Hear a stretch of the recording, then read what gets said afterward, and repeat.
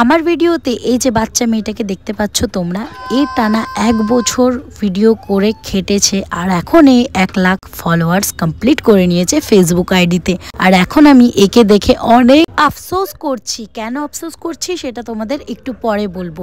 তো কালকে দুপুরবেলা আমি রেডি হচ্ছিলাম, একটু রিলস ভিডিও শ্যুট করব আর ঘুরতে যাব। আর আজকে আমার সেলাই ক্লাস আছে, টিউশন আছে, আমি কোনটা ছেড়ে কোনটা করব অনেকটাই কনফিউজে ছিলাম। তারপরে আমি দেখি আমার ঠাকুমার শরীরটা অনেকটাই খারাপ, সব জায়গায় যাওয়া আমার বন্ধ করে দিয়েছিলাম আজকে। আর আমি তো সিম্মির সাথে লিটারালি ঝগড়া করছিলাম যে আজকে আমি যেতে পারবো না প্রিয়ার বাড়িতে সেলিব্রেশনে। তো সিম্মি অনেক করে বলল। তারপরে প্রিয়ার মাও আমার কাছে এসেছিলেন কালকে যে তুমি যেও, তুমি আগের বছরে 1 লাখ ফলোয়ার কমপ্লিট করেছিলে, তুমি আমাদেরকে ইনভাইট করেছিলে, তাই তোমাকে মনে করে বলতে এলাম। তো কাকিমা আমার বাড়ি বয়ে এসে আমাকে নিমন্ত্রণ করে গেল, না গেলে আমারও খারাপ লাগছিল। তো প্রায় রাত 9টার পর আমি প্রিয়ার বাড়িতে যাই আর এইখানে দেখো খুব সুন্দর করে সেলিব্রেশন শুরু হয়ে যায়। সত্যি এই বাচ্চা মেয়েটা অনেকটাই খেটেছে। হ্যাঁ, তার সাথে সাথে তার মা বাবা সবার হাত রয়েছে, অনেকটাই খেটেছে। এবার আসি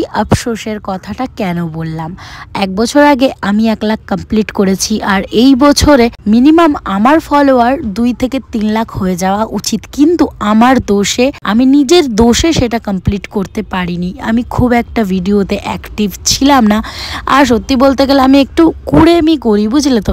একটু ভিডিও করি, একদিন করি তো 2 দিন করি না, 2 দিন করি তো 3 দিন করি না, 4 দিন করি না, মানে মাঝখানে গ্যাপ দিয়ে দিই। এটাই হচ্ছে ব্যাপার। তো ভিতরে সেলিব্রেশন হচ্ছিল, সবাই নাচানাচি করছিল আর আমরা বাইরে এসে একটু নাচ গান করে নিলাম। তারপরে খাওয়া দাওয়া করার পর এবার যাচ্ছি বাড়িতে যাওয়ার আগে এখানে কাকিমা অনেক দুঃখের কথা বলছিলেন, বলছে যে প্রিয়া অনেক খেটেছে, অনেক মেহনত করেছে, তারপরে আমরা এই জায়গায়, তুমিও খাটো, তুমিও এগিয়ে যাও, এইসবই কাকিমা বলছিল আর কি। তারপরে সিম্মি রাত্রেবেলায় আমাকে বাড়িতে ছেড়ে দিল। পরের দিন সকালবেলায় দেখো আমার ঠাকুমার শরীরটা অনেকটাই ভালো আর আমার মনটাও অনেকটাই ভালো হয়ে গেছে। তো আগের একটা ভিডিও ভয়েস ওভার করা বাকি ছিল, তাই সকালবেলায় মাঠে বসে বসে ভয়েস ওভার করছিলাম। সেই ভিডিওটা অলরেডি মাধবীজ ব্লগ ফেসবুক আইডিতে আপলোড হয়ে গেছে, যারা দেখোনি তারা দেখে নিও। শুধু ফেসবুকে না, ইউটিউব চ্যানেলেও আপলোড আছে, দেখে নিও, ঠিক আছে। সিনেমা দেখতে গিয়ে অনেক কিছু করেছিলাম সেই ব্লগটা।